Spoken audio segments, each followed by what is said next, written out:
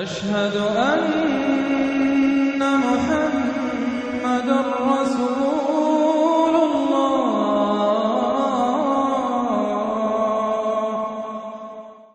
سورۃ النازعات، بسم اللہ الرحمن الرحیم۔ اب یہ چوتھی سورت ہے اس طرز کی، والصافات والزاریات والمرسلات، اب یہ والنازعات، اور یہاں تقریباً اس پر اجماع ہے کہ یہ مراد یہاں پر فرشتے ہیں۔ والنازعات، بسم اللہ الرحمن الرحیم، والنازعات غرقا، قسم ہے ان فرشتوں کی کہ جو انسانوں کے جسموں کے اندر تیرتے ہوئے جاتے ہیں اور ان کی جانیں نکالتے ہیں۔ نزع کھینچنا، جان کھینچنے کے لیے۔ والنازعات غرقا، خود اندر گھس کر، ظاہر بات ہے کہ وہ فرشتہ ہے، بڑی لطیف اس کا وجود ہے۔ والنازعات غرقا، غوطہ لگا کر وجود میں سے۔ والناشطات نشطا، اور ایسا بھی ہے کہ جیسے گرہ کھول دی جائے، کھول دینے والی بات۔ ایک حدیث میں آیا ہے کہ مومن کی جان جب فرشتہ قبض کرتا ہے تو ایسے محسوس ہوتا ہے اسے کہ جیسے بند منہ تھا ایک مشک کا، اس میں سے ایک قطرہ نکل گیا بس۔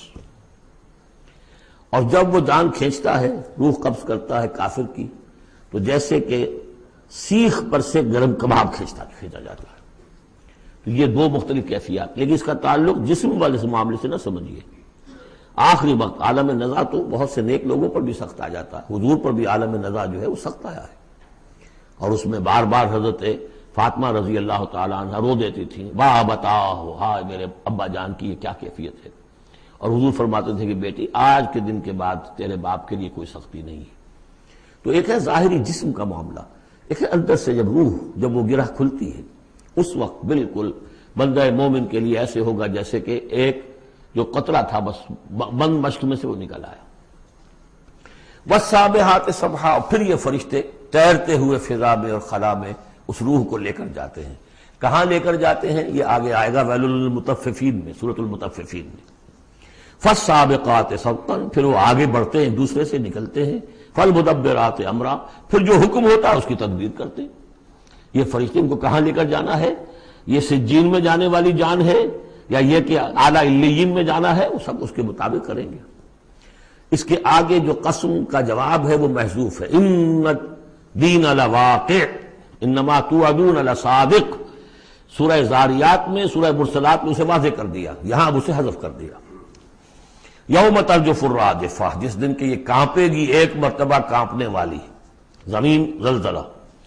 یا ایھا الناس اتقوا ربکم ان زلزلۃ الساعۃ شیء عظیم یوم ترونھا تذہل کل مرضعۃ عما ارضعت وتضع ذات کل حمل حملها وتری الناس سکارى وما هم بسکارى ولکن عذاب اللہ شدید۔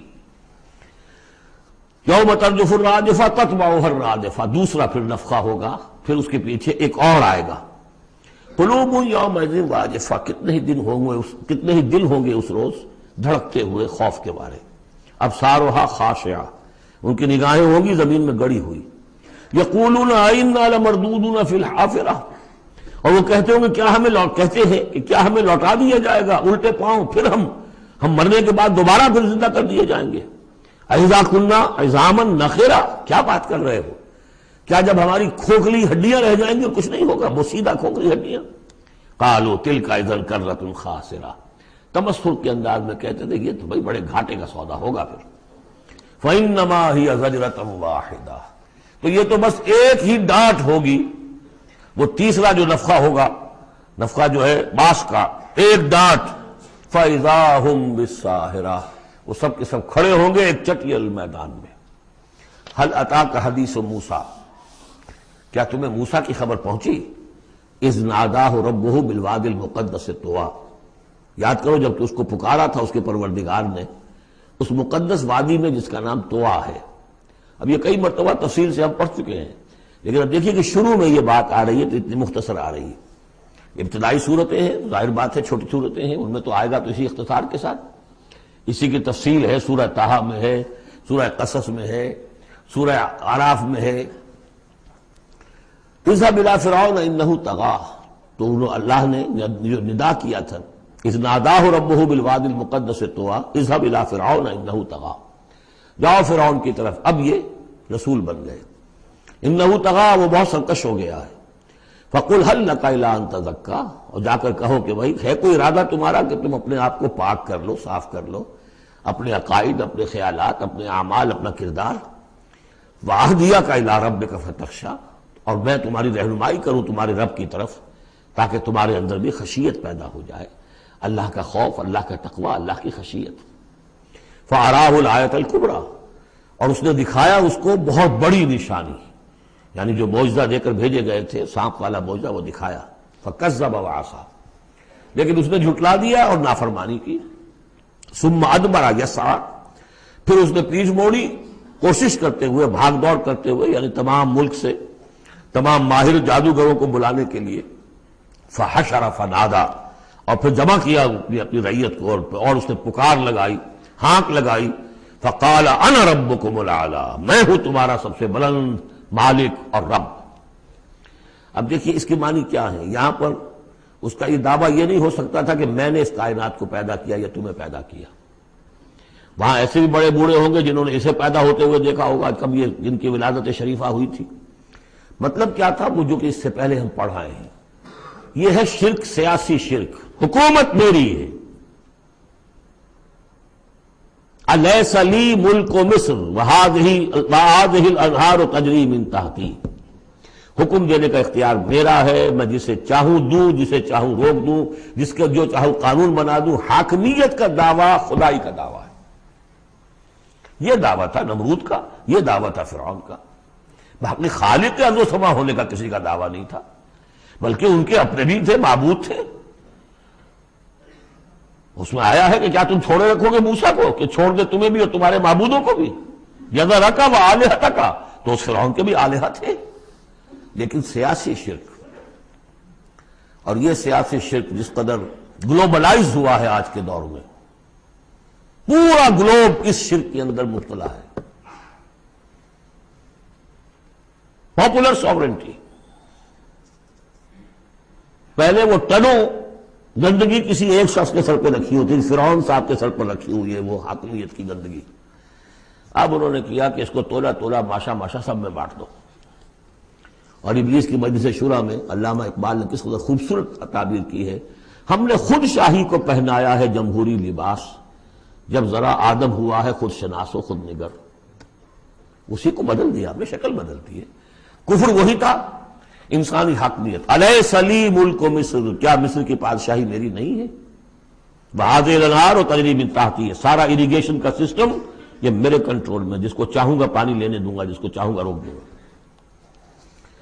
فقال انا ربکم الاعلی فاخذہ اللہ نکال الآخرۃ والاولی، تو پکڑ لیا اسے اللہ نے سزا میں، آخرت کی بھی اور پہلی کی بھی، یعنی دنیا کی بھی سزا۔ دنیا میں غرق ہوا اپنے پورے لاؤ لشکر سمیت، آخرت میں جو ہونا ہے وہ نقشہ ہم دیکھ چکے ہیں بہت مرتبہ سورہ یونس میں خاص طور پر۔ ان فی ذلک لعبرۃ لمن یخشی، اس میں یقیناً سبق ہے۔ یہ عبرت کہتے ہیں عبور سے بنا ہے۔ عبور کسے کہتے ہیں؟ دریا کو عبور کرنا، اس کنارے سے اس کنارے پہنچ جانا۔ عبرت کا مطلب ہے ایک چیز کو دیکھ کر کسی اور حقیقت کو سمجھ لینا، یہ عبرت ہے۔ ان فی ذلک لعبرۃ لمن یخشی، سبق ہے کس کے لیے؟ جس کے دل میں کچھ بھی ڈر ہے۔ انتم اشد خلقا ام السماء، اب چونکہ اصل بات تو یہ تھی کہ انسان کیسے پیدا ہو جائیں گے، کیسے باعث بعد الموت ہو جائے گا، اب اس کا جواب آ رہا ہے۔ اے انسانو انتم اشد خلقا ام السماء، کیا تمہارا بنانا زیادہ مشکل تھا اور اب بھی مشکل ہے، یا اس آسمان کا بنانا؟ بناہا، اس نے اسے بنایا ہے۔ رفع سمکہا فسواہا، اس کے گنبد کو بلند کیا ہے اور پھر اس کا تسویہ کیا ہے، اس میں توازن رکھا ہے۔ وَأَغْطَشَ لَيْلَهَا وَأَخْرَجَ ضُحَاهَا، اس کی رات کو اندھیرا کر دیا ہے اور اس کی دن کی دھوپ کو اور روشنی کو نکالا ہے۔ وَالْأَرْضَ بَعْدَ ذَلِكَ دَحَاهَا، پھر اس نے زمین کو بچھا دیا ہے۔ أَخْرَجَ مِنْهَا مَاءَهَا، اسی میں سے نکالا ہے اس کا پانی۔ وَمَرْعَاهَا، اب نوٹ کیجئے، أَخْرَجَ مِنْهَا مَاءَهَا، یہ پانی کہاں سے آیا؟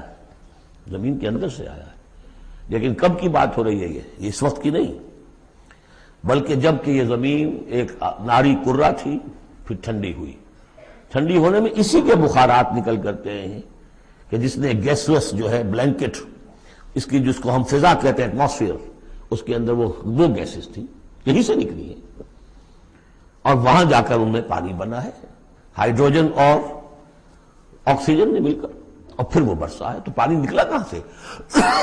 زمین سے نکلا۔ البتہ اب اس کی سائیکل ہے، اب سورج جو ہے سمندروں کے اندر پانی ہے، ان کو بھاپ بنا کر لے جاتا ہے بخارات کی شکل میں، ہوائیں ان کو پھر منتشر کرتی ہیں، وہ پھر کہیں جا کر پہاڑوں پر برف بن کر گرتا ہے، کہیں بارش بن کر گرتا ہے، وہ پانی چلا آ رہا ہے۔ اور جو بڑے بڑے گلیشیئرز ہیں پہاڑوں کے اوپر، سمندر جو برف ہے، وہ گویا کہ اوور ہیڈ ٹینکس ہے ہمارے لیے، پوری دنیا کے لیے۔ وہیں سے رس رہا ہے پانی، چھوٹی چھوٹی نالیوں سے آتا ہے، وہ ملتے ہیں، پھر نالے بن جاتے ہیں، پھر دریا بن جاتے ہیں، اور وہ دریا پھر جو ہے دھوتے ہوئے اس زمین کو صاف کرتے ہوئے، بارش برس رہی ہے، فضا کو صاف کرتی ہے، اور پھر وہ پانی پھر دوبارہ سمندر میں جانا۔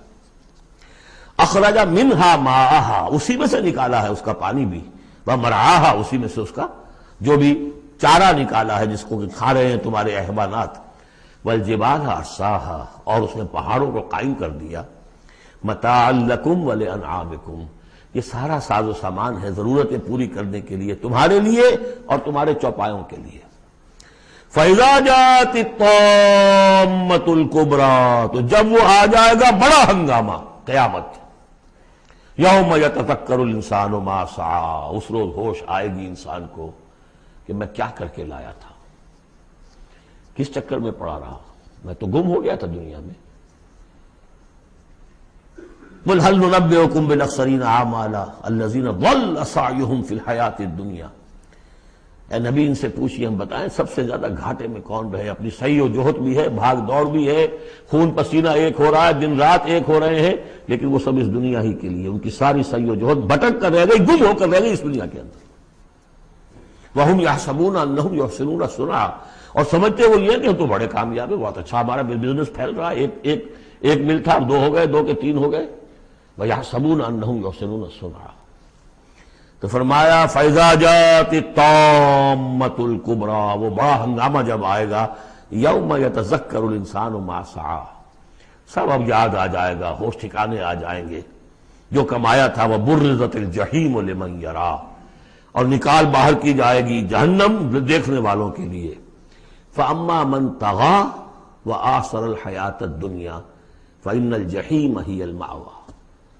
یہ ذرا آیتیں اچھی طرح ہر شخص سن لے اور دل میں گرہ دے لے۔ جس نے طغیانی کی، سرکشی کی روش اختیار کی، طغیٰ، طغیانی، ایک مقام بندگی ہے، اس مقام بندگی سے آپ اٹھے، آپ طغیانی میں، آپ طاغوت بن گئے، آپ کا کام ہے اللہ کی بندگی، وما خلقت الجن والانس الا لیعبدون۔ اس مقام بندگی سے اٹھ کر آپ نے اپنا اختیار، اپنی مرضی، اپنی سوچ، میری سوچ، میں بناتا ہوں قانون، میں ہوں حاکم، میں ہوں مالک، آپ طغیٰ ہو گئے، طاغوت بن گئے۔ وآثر الحیات الدنیا، اور جس نے ترجیح دی دنیا کی زندگی کو، فإن الجحیم ہی المأویٰ، تو جہنم ہی اب اس کا ٹھکانہ ہے۔ وَأَمَّا مَنْ خَافَ مَقَامَ رَبِّهِ، اور جو شخص ڈرتا رہا اپنے رب کے حضور میں کھڑے ہونے کے خیال سے کہ ایک روز کھڑے ہونا ہے، پروردگار کے سامنے حاضری ہوگی، پیشی ہوگی۔ یومئذ تعرضون لا تخفی منکم خافیہ، اس دن تمہاری پیشی ہوگی اور کوئی چیز تمہاری مخفی نہیں رہے گی۔ تو اس دن کے خیال سے جو ڈرتے رہے، فَأَمَّا مَنْ خَافَ مَقَامَ رَبِّهِ وَنَهَى النَّفْسَ عَنِ الْهَوَىٰ، اور انہوں نے اپنے خواہش نفس کی باغیں کھینچ کر رکھی، روکے رکھا انہیں ان چیزوں سے کہ جو خواہشات ہیں نفس کی، مرغوبات ہیں۔ منہ زور گھوڑا جو ہے یہ نفس کا، لگام دیے رکھی، ان کی لگام کھینچ کر رکھی۔ اللہم ربنا اجعلنا منہم، اللہم ربنا اجعلنا منہم فإن الجنۃ ہی المأویٰ، ان کا ٹھکانہ جنت ہے۔ یسألونک عن الساعۃ، اے نبی یہ آپ سے پوچھتے ہیں قیامت کے بارے میں، ایان مرساہا، وہ کب لنگر انداز ہوگی، کب آئے گی۔ فیما انت من ذکراہا، آپ کا کیا تعلق ہے اس بات کے ذکر سے کہ کب آئے گی، یہ آپ کا کام نہیں ہے۔ الی ربک منتہاہا، وہ اس کی خبر جو ہے کہ وہ کب آئے گی، وہ تو آپ کے رب ہی کی طرف ہے، اسی کا انتہا جو ہے رب کی طرف ہے، اور کوئی نہیں جانتا۔ انما انت منذر من یخشاہا، آپ تو بس ہے صرف خبردار کرنے والے جو اس سے ڈرتے ہو، خبردار کریں۔ جو اسے ڈر جائے، ڈرتے ہو یا ڈر جائے، پہلے سے کوئی خوف ہے وہ بڑھ جائے گا، خشیت بڑھ جائے گی، تقویٰ بڑھ جائے گا. اور اگر دل کے اندر پہلے سے نہیں بھی تھا لیکن یہ کہ دل مرا نہیں تھا، روح جو ہے پرورٹڈ نہیں ہوئی تھی، تو اس کے دل میں خشیت پیدا ہو جائے گی. کأنہم یوم یرونہا، یہ ایسے ہوں گے جس دن کہ اسے دیکھیں گے جب وہ قیامت سامنے آ جائے گی. لم یلبسوا الا عشیۃ او ضحاہا، کہ نہیں رہے اس سے پہلے وہ مگر کوئی ایک شام یا اس کی صبح بھی. پوری زندگی جو نظر آئے گی جیسے آج ہمیں نظر آتا ہے، 5 سال کی عمر کا واقعہ ایسے نظر آتا ہے جیسے کل ہوا، جو بھی یاد ہے وہ تو کل کی طرح یاد ہے. اسی طریقے سے ساری زندگی ایسے محسوس ہوگی کأنہم یوم یرونہا لم یلبسوا الا عشیۃ او ضحاہا.